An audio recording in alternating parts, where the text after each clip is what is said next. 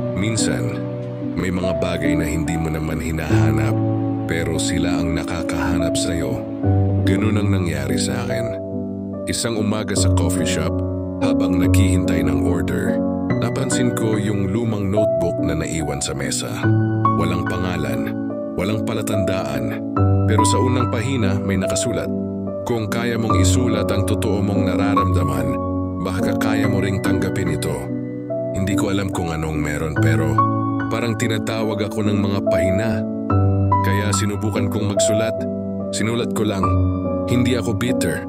Marunong lang akong matuto sa taong hindi marunong sa akin. Pagkatapos kong maisulat yon, napansin kong biglang tumahimik ang paligid. Yung mga tao sa coffee shop parang nawala sa ingay. Tapos sa kabilang mesa, may babaeng napatingin sa akin.